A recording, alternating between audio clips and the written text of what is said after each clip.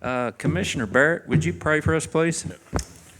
Heavenly Father, we come for you today to do the county's business. Pray that you watch over us, lead us, and guide us in the things that we need to do, Lord. In Jesus' name I pray. Amen. Amen. If you would stand with me for the pledge. I pledge allegiance to the flag of the United States of America and to the republic for which it stands, one nation, under God, indivisible, with liberty and justice for all.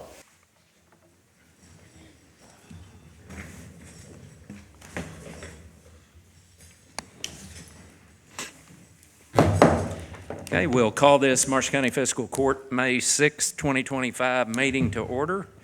Our first guest is Elena Blevins, CVB Director. Good morning.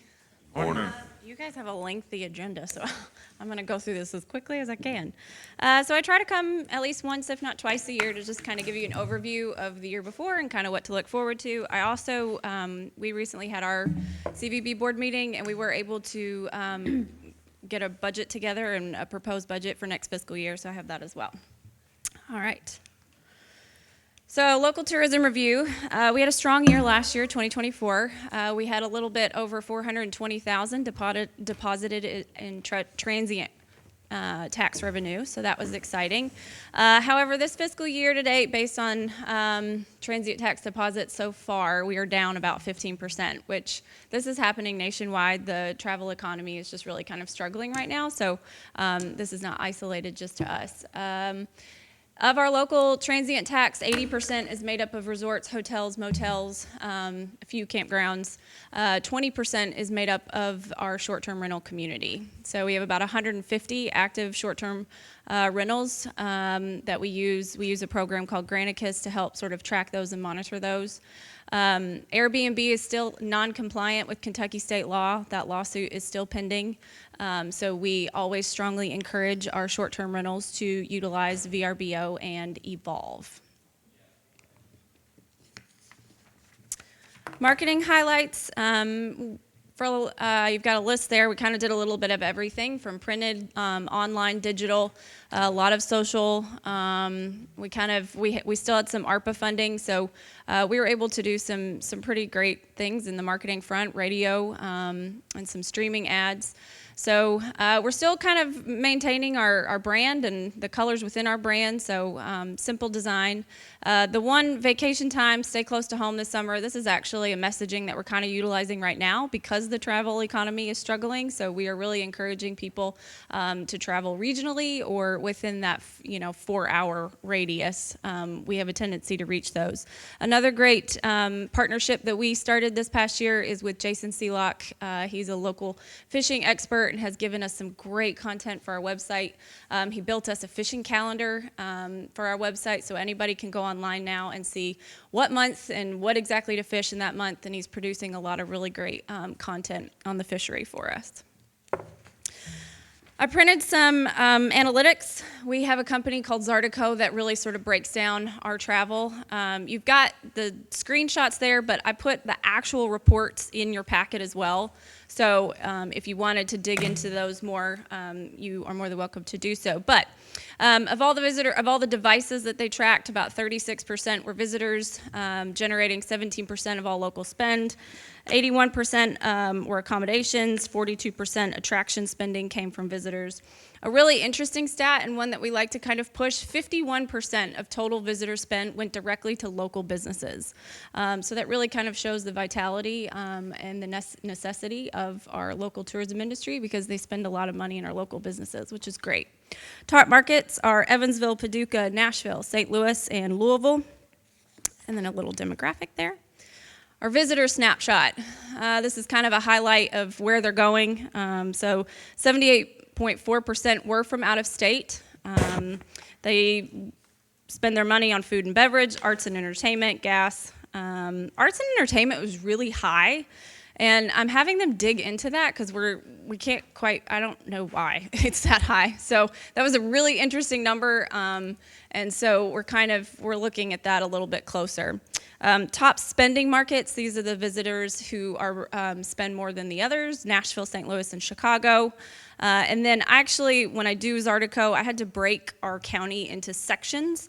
So the tourism and retail sections are pretty much, tourism is anything sort of lakeside of Highway 68, and retail is primarily the Benton sort of county seat area.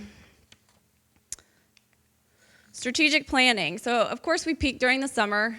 Our highest quality visit markets for last year were Birmingham, Alabama, Huntsville, Alabama, and Atlanta, Georgia. This is an indicator that our fishing is coming back and that it's coming back strong. Birmingham and Alabama and Huntsville are close to Pickwick and Lake Gunnersville.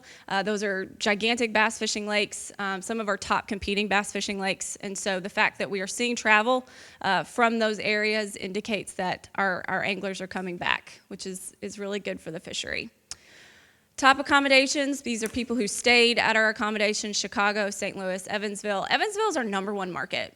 We are a great weekend destination for folks from Evansville, and that has been consistent for the last couple of years.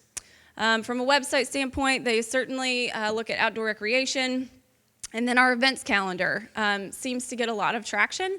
And so that's an area I think of opportunity. I mean, we have a pretty decent events calendar, but just because it seems to get so many hits, I think we could improve on that a little bit. Website engagement. We were up session-wise and 15%, which is good. Slight decline in engagement. Top content, again, outdoor recreation and events.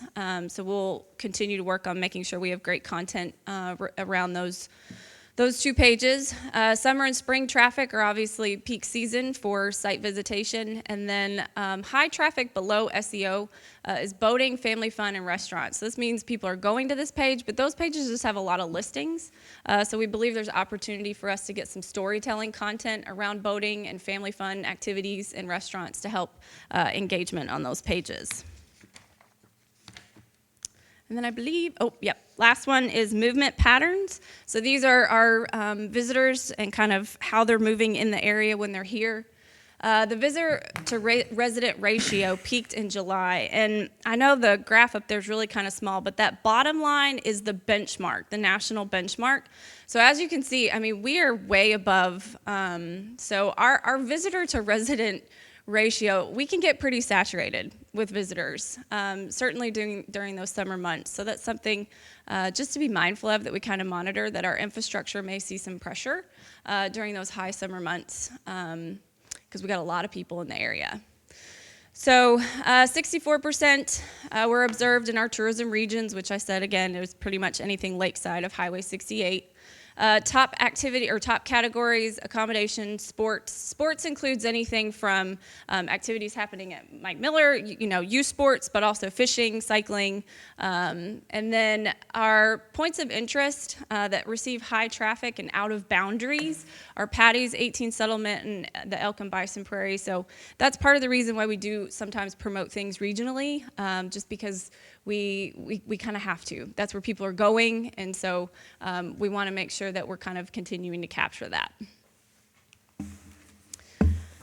Here's a list of some sponsorships, most of the sponsorships from last year and a few for this upcoming fiscal year. So it's a good range of local things as well as some heavy fishing. Last year, 2024, the Tackle Warehouse Invitational was a gigantic event for us. It was a live feed event, their most streamed event to date at the time.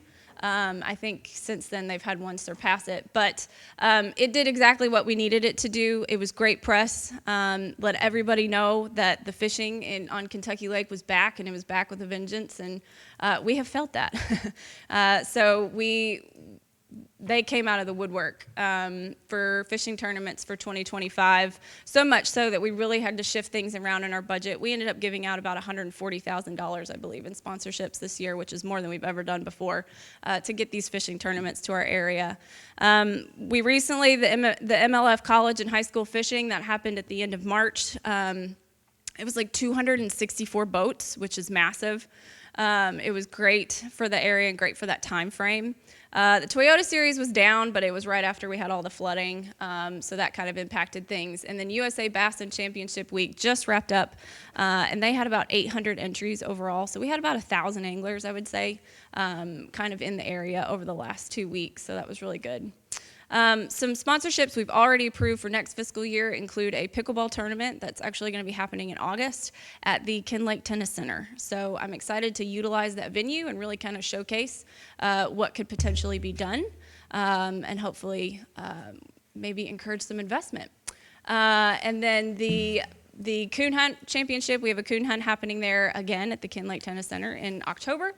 And then we signed a 2-year deal with USA Basin, so they will be back in the spring of 2026. We unfortunately were put on an alternating calendar for the KHSAA State Bass Fishing Championship. We did our best to advocate that it deserved to stay in Kentucky Lake because Kentucky Lake is the premier fishery for Kentucky. But we are now on an alternating, so we have even years like Cumberland has odd years. So this will be our year to host the championship. And then out of our total estimated $75,000 for this upcoming fiscal year, we've probably already allocated about $55,000 of that. I'm not really going to talk about ARPA anymore because that has wrapped up, that has finished, but these were all projects that we are part of. We saw some great press and some really great activity with the West Kentucky Wine Trail. We have our 2 wineries on there. The Disc Golf Trail successfully hosted several tournaments throughout our region. And then the Kentucky Horsepower one. The West Kentucky Barbecue Belt is one that's still kind of gaining some traction. We have all of our barbecue restaurants on that. And then the Kentucky After Dark, which actually won a lot of awards. We continue to see press with that long after we've put money towards it. So these were just some of a few projects that we enjoyed being part of during our ARPA chapter. All right, fiscal year 25-26. We had a couple, probably about a month and a half ago, we had a tourism strategic planning workshop. And I appreciate those who were able to come that day. It was great conversation, but we were able to put together a 5 to 10 year sort of strategic plan for the local tourism industry, highlighting a couple of different things that we want to sort of put emphasis on. So, but essentially we want to strengthen Kentucky Lake's position as a premier outdoor recreation destination and develop sustainable strategies to increase economic impact and enhance our visitors' experience. You know, we really believe that tourism has a seat and has a part of the economic development story for a community. We are economic development in a lot of ways. We certainly can enhance it in the sort of, we're the front porch of a community, we're the first impression. We can add a lot of unique and sort of genuine, authentic experiences to our community for economic development. And so we are hoping to kind of take a bigger role in that moving forward, just focusing on tourism development. So we want to support the renovation and modernization of outdated lodging. I would like to advocate for the expansion of the Tourism Development Act to be more inclusive for some of our local businesses. Right now, the lodging requirements to utilize that program are just really kind of burdensome and too high, essentially. But I have a lot of local resorts who I really believe would love to have the opportunity to invest in their properties if they had some assistance. So I think we would love to see the expansion of that. And we're also sort of talking about the state parks here. We have 2 state parks in Marshall County. We're the only county in Kentucky with 2 state parks. So of course we would always love to continue to see increased investment in those properties.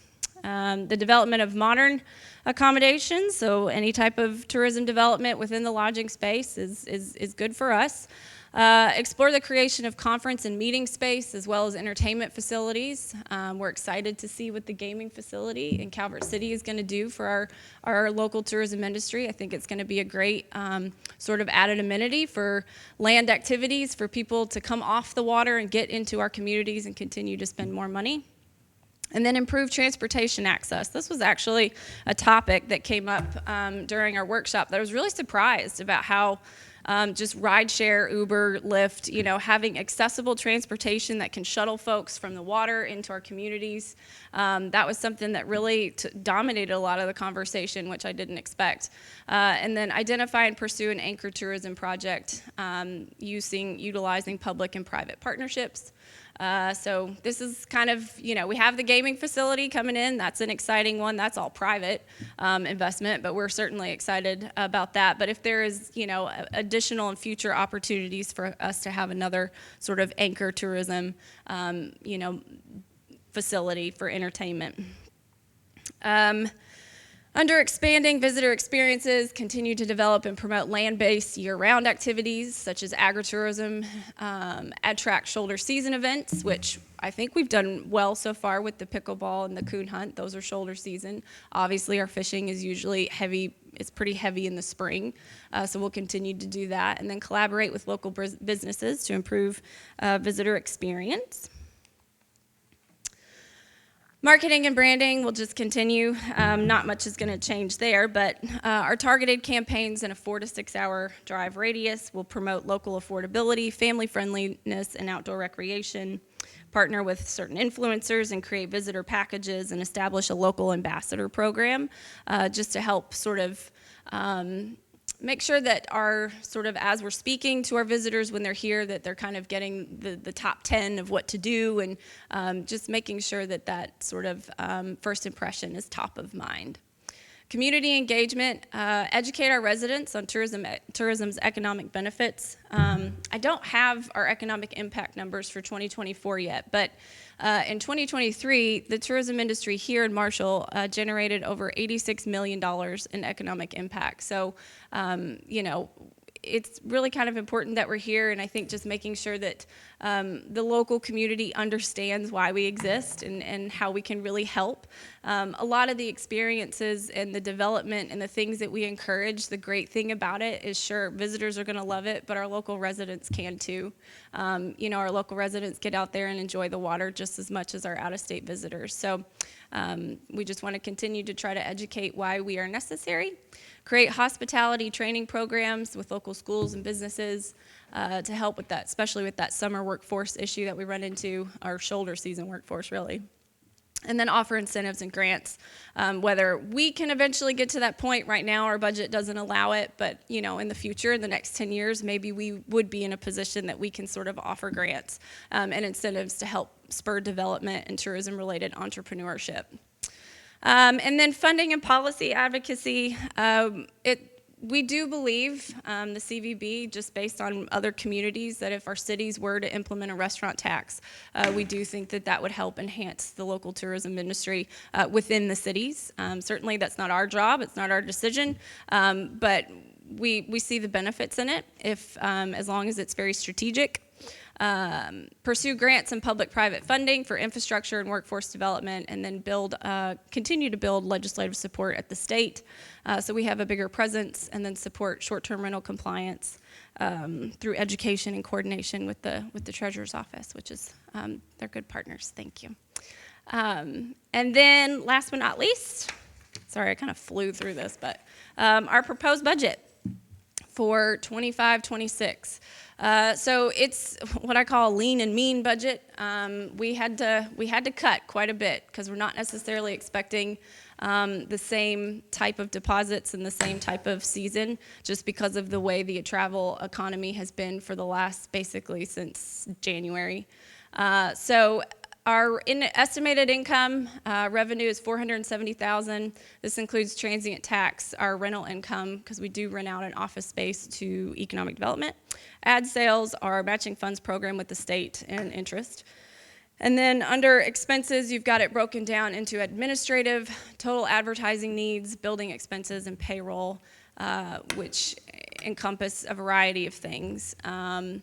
But basically, it gets you to a balanced budget of $470,000. The majority of our spending is still in advertising, $232,000, which is where it needs to be. That's why we exist. Our first and sole purpose is always to market and promote our local tourism industry. So we are heavy in the total advertising, but this does include our local partnerships, sponsorships, any kind of advertising and marketing. And then administrative things are like bookkeeping, any kind of compliance monitoring, mileage subscriptions, and then, of course, the building, which actually we should have the building paid off within the next 2 years, so that's exciting. And payroll, of course. So, but if there's any questions, I would be happy to answer them now. I think the event, or not event, but the meeting that you had with a lot of your board members and some others was very helpful. I'm glad to see that in here. Which you do have the entire, I gave you guys a printout of the entire strategic plan. Yeah. So it goes a little bit more in depth. I mainly just sort of picked out the highlights, but so you do have that entire document to review. I just want to say I was very impressed with those members of your board that were there that day, and they were very engaged. Yes. You have a very engaged board. We do. They're all fairly new. Good. So, but they have a great energy about them, and they're very enthusiastic about what it is that we do. So it's exciting. So some great appointments. Yeah. Good meeting. I'm excited to see the coon hunt come back. Also, I'm not sure how many years. We think the last time been they were gone. was 2014. Yeah. So it's been Yeah. about 10 years. Yep. So, and actually was contacted by 2 more. So it's possible that we could become sort of a coon hunt sort of destination down, which fits really well for that area because of the easy access to land between the lakes. Right.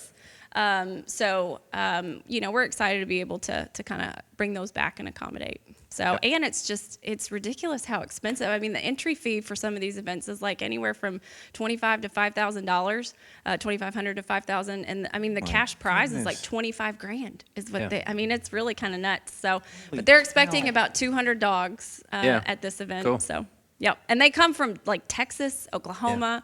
So it's a lot of good out-of-state visitation for us. So thank you. Absolutely. Yep. Anybody else have any more questions? Thank you. Okay. Next up, Brittany Moss wants to talk about Miracle League just a little bit. Got some very, very exciting news there. Got a lot of exciting news there. She's going to speak about our Yes, we are sign-up numbers. getting ready to kick off our next Miracle League season. It starts this Saturday is opening day of our spring and summer season. It's been really cool to see this grow the way that it has over just a couple of years. We are really excited. Andy, if you want to put this graphic up. We have now expanded to every county that you see. I see you filled in changed red. it, added that. I saw I did. where that I person did add said it. they were Yes. from Saline Well, County or something. yeah, we had a comment after I posted this that we left out Saline County, Illinois. Yeah. And come to find out, it was one of our athletes that has moved to Illinois. And so they are continuing to commute down from Saline. So we do have them represented now. But what is even more awesome is when I originally posted this, it was 70 athletes. Or I think it was at 68, then we went to 70. We've even had another one, a couple more come in. So we are up over 70 now, just because of more that have come in the last 24 hours. So it's just an awesome thing to see the reach. I love doing this map because this lets us see also where we will start focusing some of our marketing efforts going forward. I would love to see Ballard, Carlisle, Hickman, Fulton, and Trigg especially come in the next season that we have. But to see some of the reach, some of these people are driving, I think the farthest one is 2 hours and 45 minutes to be able to come play on an accessible field. And I am so proud of Marshall County that we have made this a priority and that we are a place that these athletes have found a home and found a place to be able to excel and be celebrated for, the awesome people that they are. So I'm so proud of us for making this a priority again, and we continue to, and that's thanks to you guys for always prioritizing this project. So really great thing to see. I will say with that many athletes comes a need for an increased amount of volunteers. I know a couple of you guys have been getting hounding phone calls from me this week saying, please, anybody you know, send it out to your churches. this is a great opportunity to volunteer as a buddy. It takes a very small amount of your time. You come out for a couple of hours on Saturday morning. We play 4 Saturdays per season. And you come out and you just help them play ball. And it's an amazing, rewarding experience. To see the friendships that have been created through the buddy program with some of our high school kids that come out and volunteer is such a cool thing. It's just really a great program from start to finish. Even if being a buddy is not your thing, we have a need for somebody to dress up as our mascot, Homer, so nobody knows who you are. You're hidden in the costume. We also need people to help with buddy check-in, athlete check-in, people to sponsor goodie bags and hand out goodie bags. So there's lots of ways to volunteer and get involved. There is a sign-up link that is on our Facebook page where you can sign up online to volunteer. And so that's the opportunities that we've got. But outside of that, just come out this Saturday and help us support those athletes. Opening day is a big deal. We make it a huge deal for them. And the opening ceremony starts at 9:15, and then the games will start at 9:30 and 10:15. Another thing, we're going to see even more growth coming this next season. If we had known that we would have the numbers that we have this season, we would have expanded this year to have 6 teams.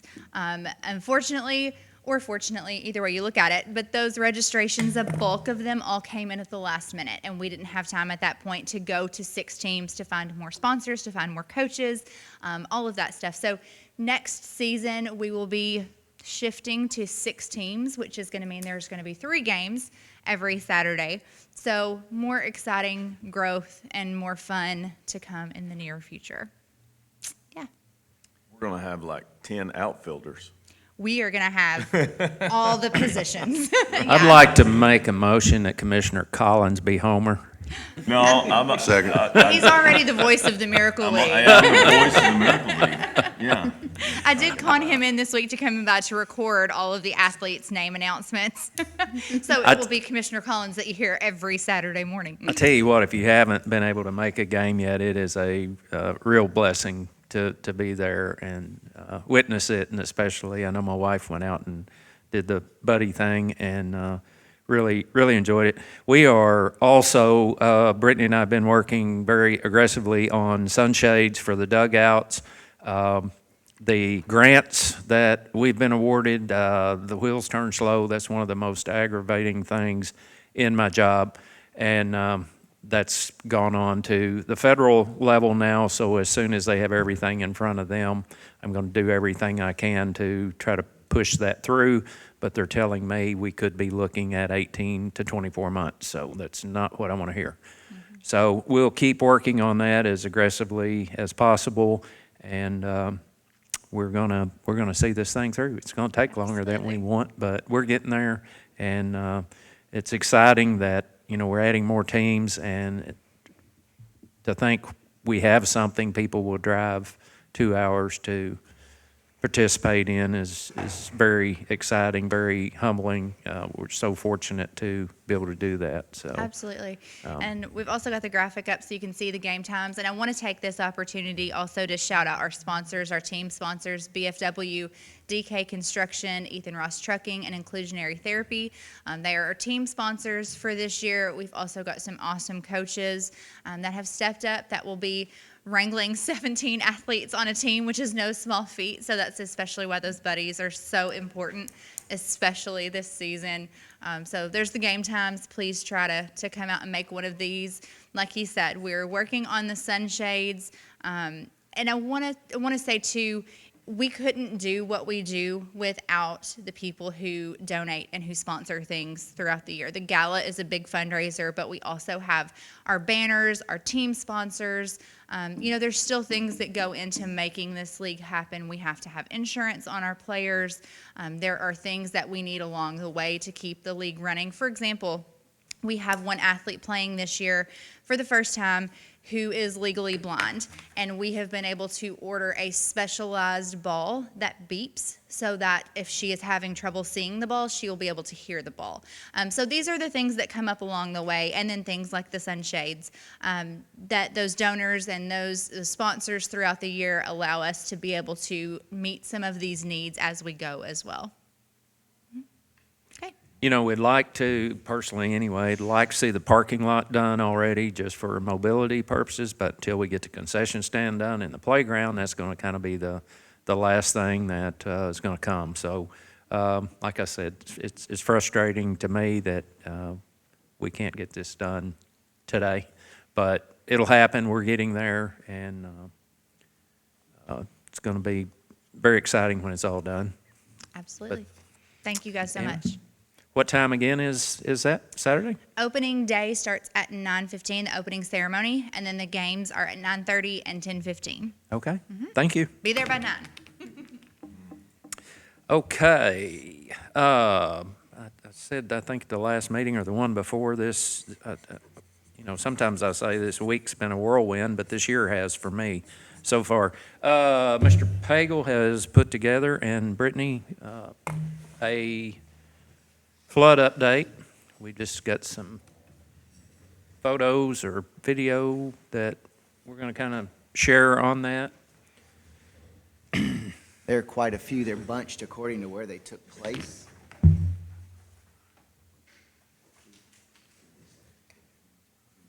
Yeah, Roy, you're sitting here. I'll let you tell us a little bit about that real quick.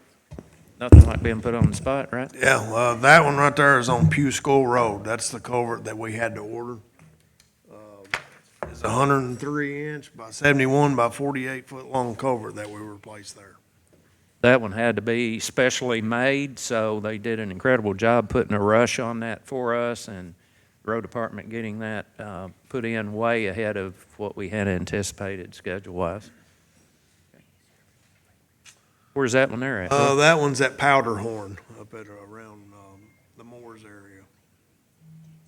You'll notice that one's several feet deep in the ground there. I'd asked Roy about that. There's a creek down below, so all kinds of obstacles and things when you go to replacing these things. That's a tree on Milliken Mills. That fell. The next segment's through the park. We lost, and you'll see another photo in a minute, we lost a portion of the lower walking trail by that creek. Road department has got that open back for us as kind of a temporary fix until we can do some paving there later. We've got some more work to do on that creek. We're looking at some different options to prevent this from ever happening again, such as sheet piling and some other things. We're working on that. So I'd like to fix this once and for all. And some of these just show the level of the flooding and the debris that got up in some of the areas. It's against the interstate.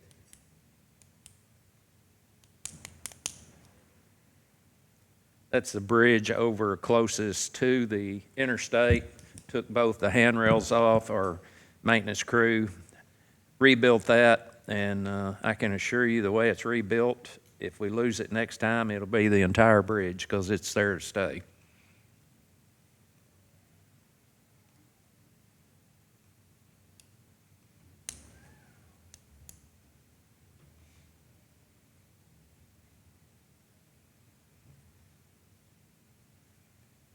All the way up on the pavilion, down in the lower section, debris was all over that area.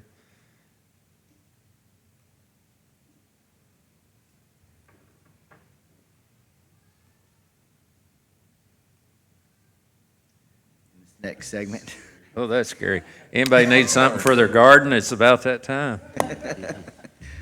This is starting our sandbagging operation, and I had some other county officials in other counties reach out to me asking about that. I said, well, it's pretty simple. It was a extension ladder we took apart to make 2 stations, some road cones we cut the bottoms out of, and that's the extent of it. But to look at that and realize there was over 17,000 bags went out that gate is pretty hard to believe in 5.5 days. Domino's man back there. Why'd you go so fast past your picture? Back up one time there for a minute. Okay. Come on. Right there. No, one more. The Domino's man coming in. I was popular that day. Yeah. Back up one more Sorry. second. Our dispatch team passed the hat around and provided drinks one day for them. Thought that's very kind of them. We try to get 40 bags per pallet, generally speaking. Yeah, we had about 40 per pallet, and that's about all a pickup. If somebody's getting it back of a pickup truck, that's about all they wanted. I'm telling you, they were really heavy. We had the dump trucks inside the days when it was raining. We were able to keep going, keeping the sand dry. We had Roy had them parked under one of the shelters across the parking lot, so rain didn't stop the operation.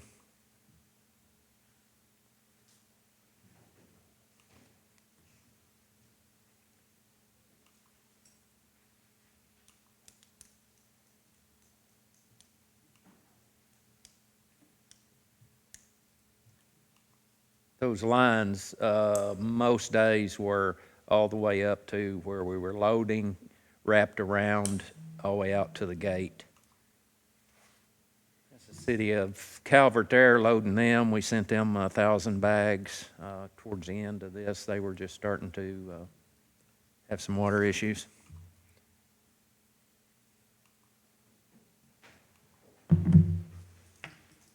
There's our parks crew. We started a third station outside. Once we did that, we really increased production a lot.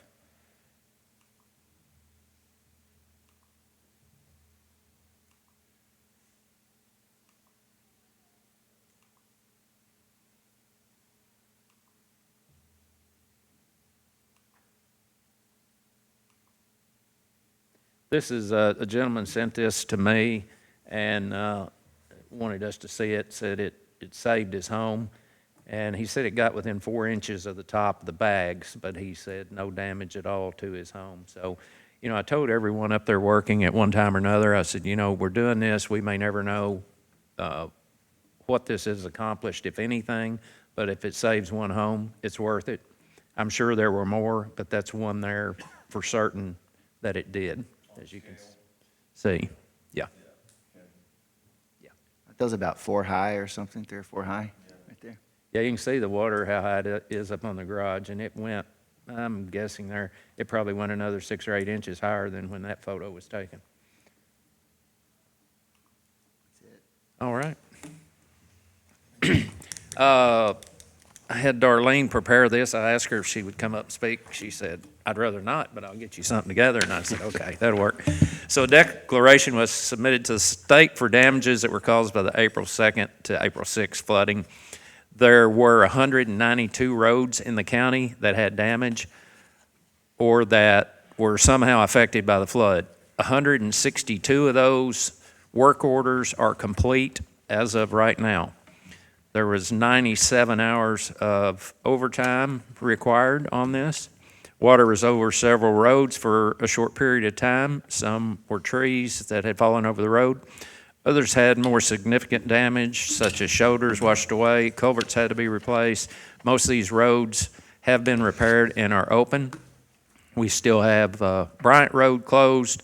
Had another meeting with FEMA on that. As I've said before, the wheels turn slow. As of now, we have approximately $125,000 in damages, with more being added from that one event. The Bryant Road is not included in that. That's looking like $750,000. That was from the other flooding we had. Thursday, EM and Road Department were out with FEMA and KYEM to assess the damages. By Friday, we had another road closed, which has now been reopened due to damages. Roy stated we will probably see more of this when the asphalt heats up this summer and we get some sinkholes showing up from undermining. As of Monday, we were on the list to receive public assistance, or PA, as soon as it's declared by the state. The first storm damage we had in February left Bryant Road needing major repairs. We filed for Safe Funds grant to help with paying for that $750,000 project. That $750,000 project, if we get the FEMA funds, they will pay 75% of that. That leaves 25%. The state will pay 13% of that, and safe funds, we've already applied, should cover the other 12, hopefully leaving us a balance of 0, but we'll see. Okay. Hey, just to be clear too, we're not one of the 13 counties that were approved for individual. No, there was So- not enough of the individual to qualify us. Yeah. I know those that are affected, was Right. hit hard, but there's not enough of the individuals to qualify for that. Yeah. Yep. I mean, that's a good thing and it's a bad thing. It's a good thing that the individual damage wasn't that widespread, but it's bad for those that are affected for sure. April personnel changes, Mr. Pagel. Okay. April personnel changes, Jason Lane, wage increase to $27.94 an hour effective 4/1/25. Brent Matting, wage increase to $26.04 an hour effective 4/1/25. Joe Lynn Colson, Academy grad, dispatcher, wage increase to $20 an hour effective 4/1/25. Will Fryman, emergency hire for flood effective 4/5/25. Tommy Floyd, termed 4/14/25. Crystal Vanderson, part-time animal control, effective 4/17/25 at $12.50 an hour.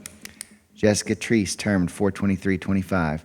Andrew Ritter, wage increase to $18 an hour for his wastewater one operator's license, 4/16/25. Stephanie Powell, termed 4/30/25. Matt Thompson, retired, 4/30/25. Congratulations, Matt Thompson. That is all I have. Thank you. Statutory obligation to the property evaluation administrator, Erica? We received our letter from the state for the fiscal year 25-26 PBA contribution that we make. It's always based on the January 1 assessment value, and it's a cost that we pay to use their assessment, and it is $100,700. Judge, I'd like to call for a short recess. Okay, is there a second?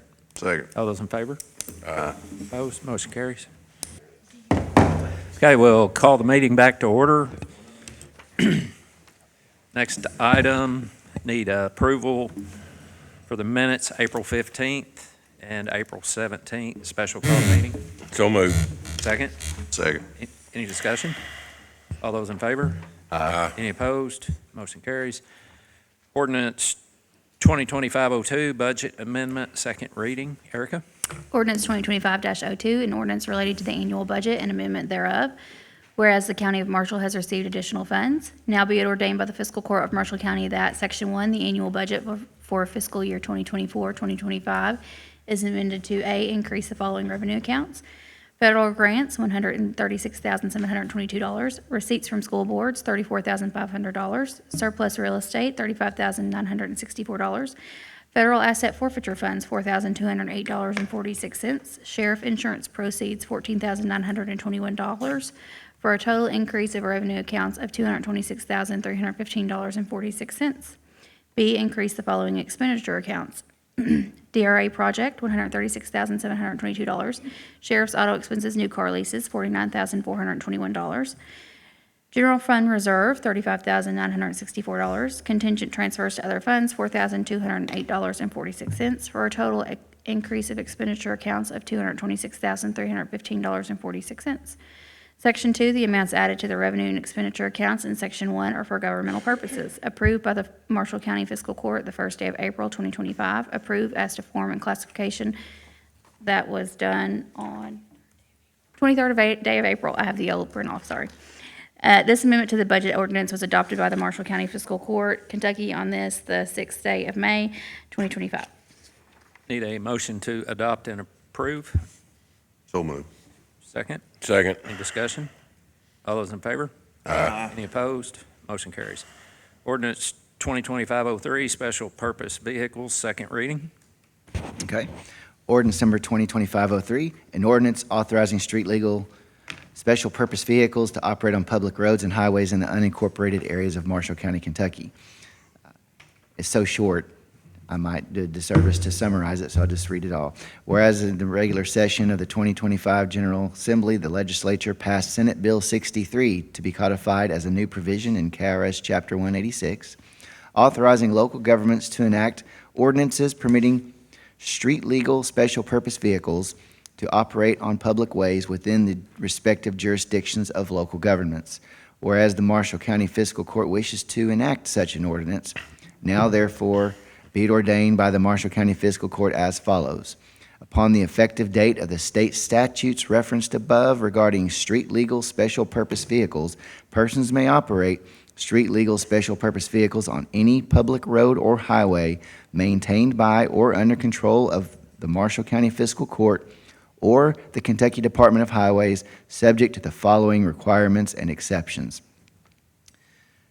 1, the street-legal special purpose vehicle shall at all relevant times comply in all respects with any and all applicable federal and state statutes and regulations, including but not limited to all safety requirements as well as registration and insurance requirements. 2nd, the operator of the street-legal purpose vehicle shall at all relevant times be properly licensed to operate a motor vehicle. The 3rd, the street-legal special purpose vehicle shall not be operated upon any road or highway where the speed limit exceeds 55 miles per hour. The 4th condition, the street-legal special purpose vehicle shall not be operated upon any road or highway where such vehicles are prohibited by federal or state law. This ordinance shall only apply to the unincorporated areas of Marshall County, Kentucky. Any person violating any provision of this ordinance shall be guilty of a violation and punished by a fine not to exceed $100 per violation, and shall also be subject to penalties as provided by federal or state law. First reading was 15th of April, 2025. The second reading, 6th of May, 2025. Do I have a motion to approve and adopt? So move. Is there a second? Second. Any discussion? I just have a question on the, I don't remember us, I'm sure we had that fine in there, but that goes, what does that go? Is that like a court fine? Yeah, it'd be a criminal penalty. Okay, so it's not anything that okay, it's just in the statute or whatever, okay. Anybody else? All those in favor? Aye. Any opposed? Motion carries. I do want to point out, Mr. Pagel read that, but this applies to county roads only. The cities will have to, if they choose, adopt this as well. And hopefully, they do. Okay, new business, bloodborne pathogen program for the jail. Need a motion to accept. So move. Second? Second. Motion second. Any discussion? All those in favor? Aye. Any opposed? Motion carried. Bloodborne pathogen program, sheriffs. Need a motion to So accept. move. Second. Motion second. Any discussion? All those in favor? Aye. Any opposed? Motion carries. Hazardous communication program, sheriff's office. Need a motion to accept. So move. Second. Second. Any discussion? All those in favor? Aye. Any opposed? Motion carries. Just want to touch on Sheriff's Office just a minute. I talked to Jason Darnell with Motorola MCA yesterday to see where we were. We're very close to having the project completely up and running. All the new equipment on the tower sites has not even been activated yet. And even with that, the service is incredible. The new radios, one of those have been programmed. Talked to Barry Howell yesterday. He's very, very pleased with the service, the increased clarity and everything with that. So sooner rather than later, this thing should be fully up and running, and I think it's just even going to get better when they get the tower site switched over. So just a quick update on that. Board appointment, need a motion to reappoint Dustin Thompson to the nuisance board, term to expire 4/30/28. So move. Second. Second. Any discussion? All those in favor? Aye. Any opposed? Motion carries. Park bid lights. We have been following our plan with our budgets each year to replace a field or fields with LED. We had several lights out on some of the fields, and, as we know, the park's 20-plus years old, so the time is now. I'm glad we are following through with that. And we have 2 bids here on that. One is from Riley Electric, Calvert City. That bid is $21,828. The other is from Norwood Electric in Benton. That bid is $19,600.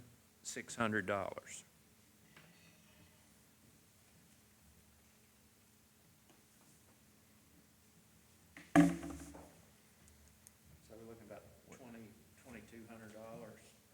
What's the, I mean, I don't know anything about specs, They all are that the stuff, same so. Specs as what we did on the previous fields. Different brand, but yes, and they both have quoted the same lights. So, they both, we're gonna reach out to the same supplier for lights. It's gonna be consistent with what we have already put on field 3. And so that lighting will stay consistent between the 2 fields being side by side. Do you care to pass it over so we can see it?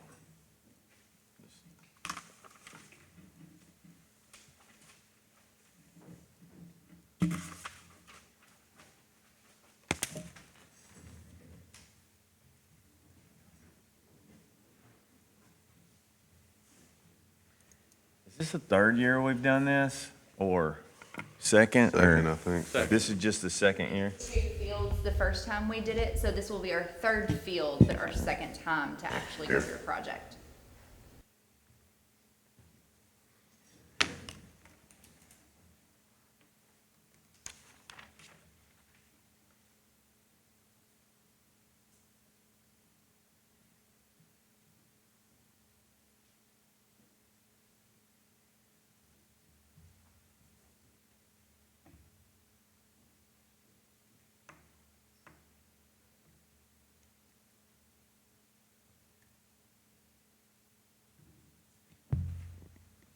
So I guess my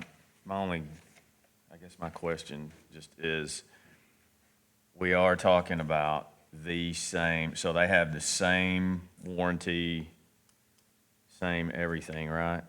Yes, Brittany made sure we're doing basically the same lights. It's a different manufacturer, but basically same lights. Both contractors bid on exactly the same thing. Both of these contractors have done quite a bit of work for us out there with no complaints as far as I know on anything. With that said, I would recommend the one that's $2,200 less.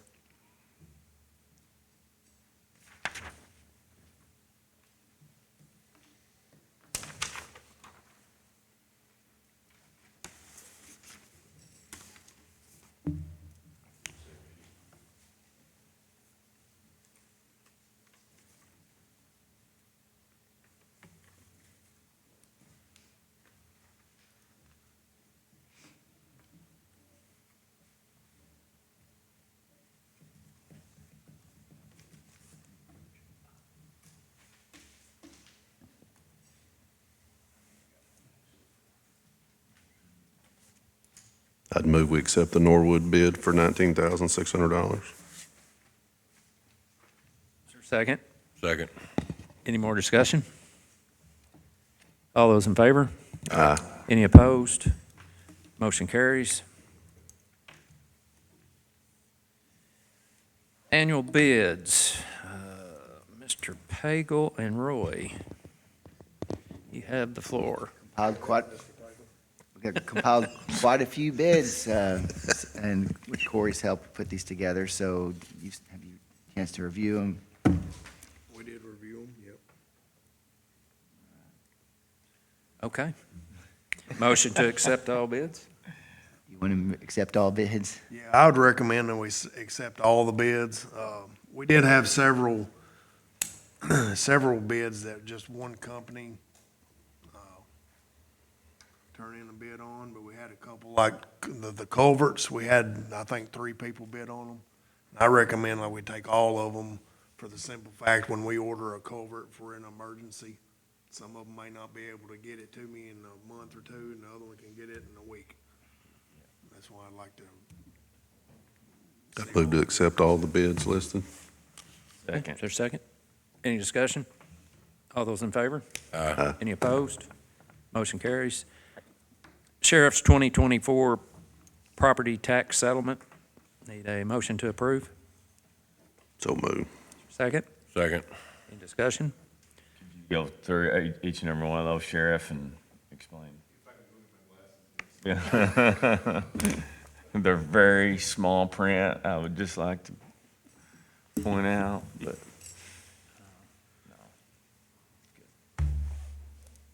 All those in favor? Aye. Any opposed? Motion carries. Sheriff's 2023-24 franchise tax settlement. Need a motion to approve. So move. Second? Any discussion? All those in favor? Aye. Any opposed? Motion carries. Court facilities, local government reimbursement form. Erica? I actually don't have that form in front of me. Corey, do you have it?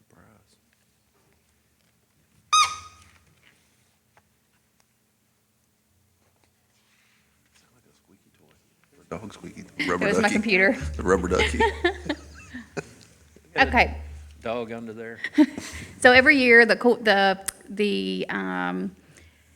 Office of the Courts goes through all of our expenses from the prior year, and they determine an amount that it costs for us to run our judicial center.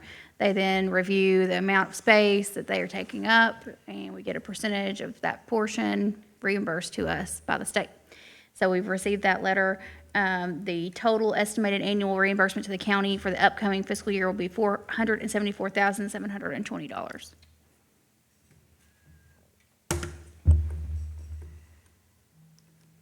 When's that, when is that debt?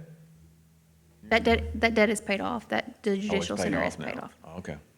I think it was, I can't remember if last year was our very Well, last maybe it I payment. think last year was. Yeah. The percentage is the same, isn't it, 92? Yes, their use percentage is the same. Yep. Need a motion to approve. Is there a second? Second. Any discussion? All those in favor? Aye. Any opposed? Motion carries. County Road Aid Cooperative Agreement and Resolution. Need a motion to approve and sign. Motion to approve and sign. Second? Second. Any discussion? All those in favor? Aye. Any opposed? Motion carries. Bridge replacement, New Hope Road Agreement and Resolution. Need a motion to approve and sign. Motion to approve and sign. Second? Second. Any discussion? So is it, this will take care of all of it, right? Yeah, put This- in a new box culvert and the blacktop. And are you, so I know y'all are having discussions on, I know it says in here, anything we do has to go to the state, right? And they have to approve what we do. So is that already done? I mean, as far as that, you know, I know y'all were in discussions with, Yeah, they already approved that box culvert. with the state. Yeah, the box culvert's approved. I mean, it's state-approved box culvert, but what we're doing right now is signing to get all the paperwork in so we can start. I guess what I'm talking about is that this is the road that we're talking about. Yeah, Where yeah, and where it's- y'all were in discussions on. Yeah. It'll have a box culvert. I call it the Dukes of Hazzard Road because I couldn't remember the name of it for a minute. And, because it's got a really big hump in it because the current culvert that's in there. So that'll be lowered and, we're going to get rid of that issue. And, they did, agree to let us put a box culvert in there initially. They were wanting us to add to the top of that, and we were going to have issues because then you were going to have to go out with the, towards the right-of-way with the With the shoulder. shoulder, thank you. And we didn't have room, we didn't have easement, and that was going to get it, and then we were going to have to extend the length of it so we're much. not. It was not feasible to do that, so we looked at this box culvert. And Roy and I did, and they agreed with it, so they are writing the check for it, so that So we're thrills good me. with the plans now? Yes, Yeah, it's a okay. great plan. So, Okay, yeah, all right, just making sure. I saw where yeah. it has in there, you know, that you Yeah. have to, yeah. and I know you're having, And we are Discussions. currently working on the next round. Hopefully, we can get another one funded. I don't want to end up in a situation like some of the other counties where they have multiple bridges closed. We're getting ahead of these when they're reducing the weight limits on them. Hopefully, we can stay ahead of that and keep them replaced. So anyway, vote. motion, second, discussion. All those in favor? Any opposed? Motion carries. Grounds policy. The first thing here, and I went and talked to our veterans group downstairs, actually one of them, and asked him to please discuss it with everyone. Wanted their blessing on this, or it was not going to be an option for me to even bring it to the court. But there's an old handmade flagpole over here that our POW flag has been on, and I asked them if they were okay, or if there's any reason we couldn't move that flag over here. We've got a new flagpole over here by the cannon, move that POW flag there, and then remove that old pole over there because it wouldn't be used anymore. And they said we had their blessing on that. So that is the first thing I'd like to ask for. Move we approve. Second. There's a second. Any discussion? All those in favor? Any opposed? Motion carries. One thing we're going to try to get knocked out, going to let this ground recover a little bit from where they reseeded and fixed the issues from the crane being in here, but I want to get the outside of the courthouse pressure washed and some painting done on the windowsills and things like that. But we're about to get this thing shaped up on the outside anyway. Second one, Brittany, I'll let you speak on this. So I was contacted by a resident wanting to do a memorial bench out at one of our day parks in memory of his mother. When this conversation started, they were wanting to have a wooden bench built by the high school shop class. I had a lot of concerns with that. Wooden benches, you know, they're not going to hold up as well, and we get into liability of somebody else constructing something and putting it on our property. So after some conversations, the idea that I kind of presented to him that I want to present to you all, and you can make a decision. The only way I would personally be in support of something like this is if they were to just make a donation for the amount that a new bench would cost so that we could purchase the same type of bench already used in our parks. So this would be a commercial grade, heavy duty bench that has the rubberized coating on it. So we're putting something consistent, and then we could place one of those and they could put a small plaque on the bench. So then the conversation goes to you all. That was the suggestion that I made that I would be okay with if you all want to allow memorial type benches to be placed. So that goes to you all now to decide if that is a door that you want to open, if that is something that you want to allow on county property to have memorial type benches. That's would be my question, is how would we regulate this? Correct. Because we could get flooded and inundated with memorial benches and not enough places to put them. Right. So is that, I mean, I like the ideal, but I don't know how, we would have to come up with a way to regulate it to where. And I think that, to me, my initial thought on that, and I've thought about that a little bit, I think that at some point it may not necessarily be a new bench in a new location, but if there are other people who want to do a bench like that, we may start to look at updating some of our existing benches where we can replace some of the older benches and then add a plaque.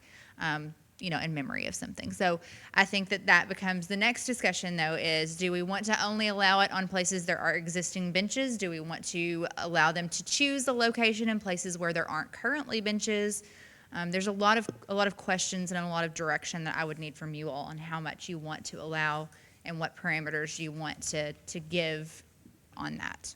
I would say we probably need to have a committee, but it's, a couple, 3 people that could sit down and study out the ins and outs and what this might open up and what it, love the ideal, but we gotta Yeah. figure out a way to regulate. So if we can't tell one person yes and one person no without Absolutely. having a process Yeah. to do And that. I will say this, Morgan that works in my office is phenomenal, and Andy can attest to this, at looking at procedural things through a lens like that. So if that's something that you all want us to do, for Morgan and I to sit down together and look at what a process might look like, Yeah. and just kind of give you guys options, and then you all can have a full discussion and go from there, we're happy to do that as well. Well, I think we have an example of that in Calvert. I don't remember how that all came about within their park and their benches that are, so they'd be a good, Yeah, I can Good talk to folks Blair and to see reach what they out have done to. there. Sounds good. because, yeah, that's an interesting, We have one over here that was on the Calvert Parks Board too, so. I was on the Calvert Parks Board, and we got a little committee together, and we, was it brought from a community member? well, you know how Calvert has had an effort. You've seen the park, Well, yeah. so a few were made, and all of a sudden they realized, I believe, we want to talk to John Ward about this. Can we have a standard in place, a standard pad, and maybe select a couple of places per park where someone might want to do something like that? That way they could, some predetermined areas. But I guess my question is, was it initiated by one family, or did the city? No. Okay. It's okay to, I think if you, one thing he said there, I think if you determined ahead of time, here's how many we would allow in this park, or this park, or this park, that would then, it would take care of itself as far as Yeah, you'd have to do Yes. that. if you got 20 And requests. almost have an application So, process. with that said, I'm gonna make a recommendation. We table this, give Brittany and Andy and Morgan a chance to get their heads together on this and come back to us at the next meeting. Move to second, table it. Okay. or, yeah. Perfect. All right. You All those in favor? Any opposed? Motion carries. Advertise for bids, judicial building pumps. During the flooding, had that manned down there, I think 58 hours straight. At one point, Logan called me, and this was with the two pumps that are in the sump running at full force, and he had a 3-inch trash pump pumping also, and the water got within 6 inches of coming out into the basement down there. So I have sent AOC, Andy has a letter on all this, and so now we're needing to get some bids on this, so. How many? Oh, how many pumps? Yeah. There's 2 pumps in there, Okay. and Shannon said the pumps are just wore out, and they haven't been rebuilt or replaced in 10 years. They're basically both now running all the time. They're designed for one to run primarily, and then the other only if the level gets to a certain height. But I'm getting tired of getting woke up at 2, 3, 4 o'clock in the morning when the alarm goes off, because I had Well, that's because IT. you set it up on your phone. What do you- Well, It's not our, it's if not it's the going to flood, judicial building's I want to fault. know. I can have it transferred to yours. No. That's not a problem. For that either. Not a problem. I just know who'll get yelled at if it floods. So. Commissioner McGuire's I up want at at that least time know. of night I most am. of the time Actually, I anyway. am. He should be the. Yeah. I'll be the contact. He's chasing bad guys, though. He's So off it's, the- anyway, it's replacing what is there. It's not adding another couple of pumps. Yes. I Yes. gotcha. Yes.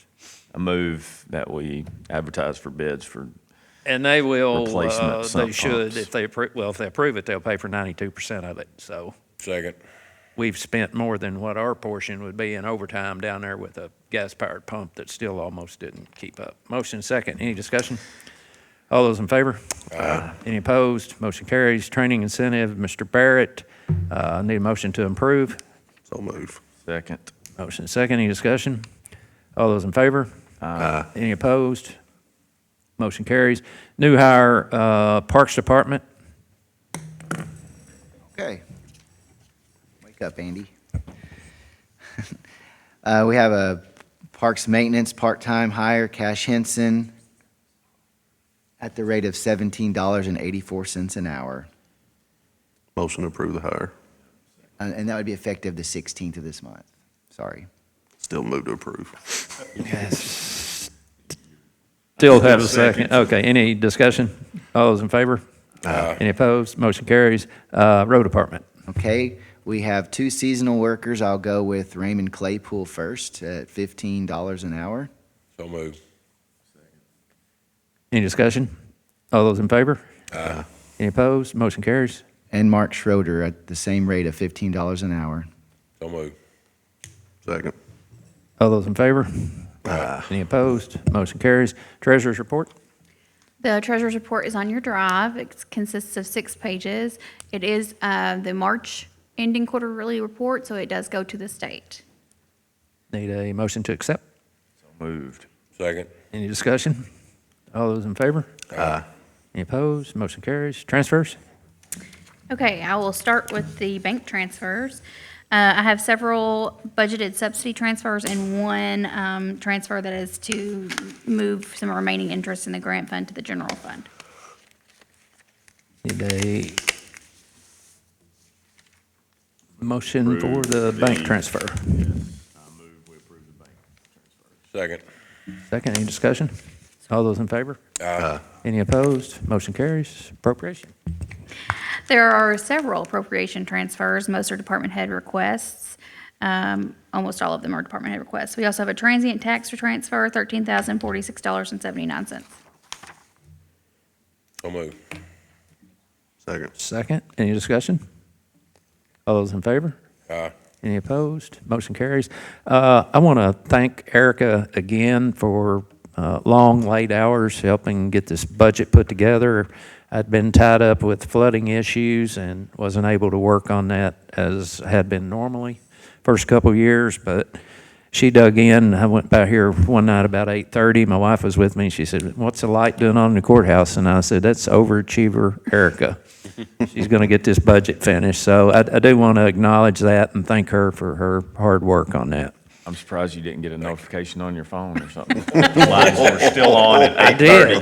I did. Oh, okay. That way. I'm going to start waking you up when I wake up, Good luck. starting with 5 a.m. every morning. Need to get you some cows or something, you know, Yeah.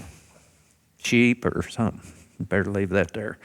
Okay, executive session, need a motion to go into executive session to discuss litigation of personnel per KRS 61.810, 1C and F. So moved. Second? All those in favor? Any opposed? Motion carries. Okay, we'll call the meeting back to order. Need a motion to pay the bills? So moved. Second? Any discussion? Second. All those in favor? Any opposed? Motion carries. Need a motion to adjourn. So moved. Second again. Second. All those in favor? Any opposed? Motion carries.